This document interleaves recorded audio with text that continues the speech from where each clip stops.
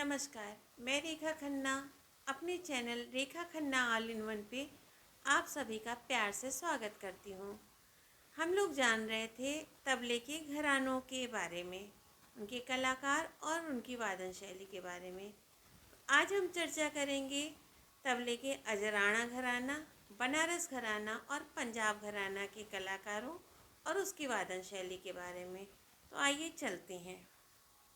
सबसे पहले हम लोग अजराना घराने की बात करते हैं। तो अजराना घराने की नींव डाली कल्लू खां जी और मीरू खां जी ने, जो कि दिल्ली घराने के उस्ताद सिताब खां जी के शिष्य थे। यहाँ के अन्य कलाकार हुए मोहम्मद बख्श, चांद खां, काले खां, हसू खां, शम्मू खां और हबीबुद्दीन खां। इस घराने की वादन शैली की आत्मा तो दिल्ली की ही है, यानी इस घराने की वादन शैली भी मधुर व सुंदर है। बस अंतर इतना है कि अजराने के कायदे अधिकतर आड़ लय में तथा बोल डगमगाते हुए चलते हैं और बाएं के बोलों की अधिकता होती है। इस घराने में धा, घे, नक, त्रक, धिन, धिन, धागेन तक इस तरह के बोलों का प्रयोग अधिक किया जाता है। अब हम जानते हैं तबले के बनारस घराने के बारे में। तबले के बनारस घराने की नींव लखनऊ घराने के उस्ताद मोदू खां साहब के शिष्य पंडित राम सहाय जी ने डाली।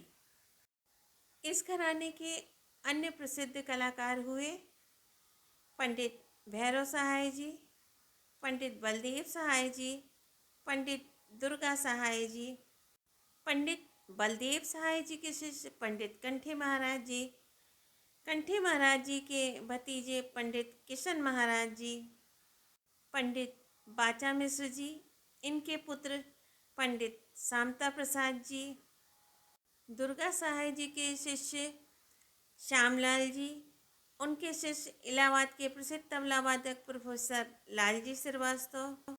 लालजी श्रीवास्तव के शिष्यों में गिरीश चंद्र श्रीवास्तव, प्रभुदत्त वाजपेयी, अनुपम राय, भुवन प्रकाश, श्री राम सिंह आदि के नाम विशेष रूप से उल्लेखनीय हैं। इसके अतिरिक्त पंडित बलदेव सहाय जी के पुत्र भगवती सहाय जी के पुत्र शारदा सहाय जी और पंडित भैरव मिश्र के योग शिष्य पंडित अनोखे लाल जी प्रसिद्ध कलाकारों में जाने जाते हैं। अन्य कलाकारों के नाम हैं महापुरुष मिश्र, छोटे लाल मिश्र, ईश्वर लाल तथा श्री राम जी भी अच्छे कलाकारों में जाने जाते हैं। अब हम चर्चा करते हैं बनारस की वादन शैली की।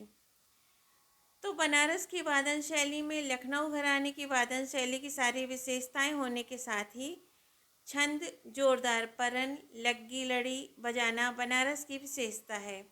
थाप, लौ और शाही का काम अधिक तथा धीर धीर, धेटे धेटे, क्रान, गदिगन आदि बोलों का अधिक प्रयोग होता है।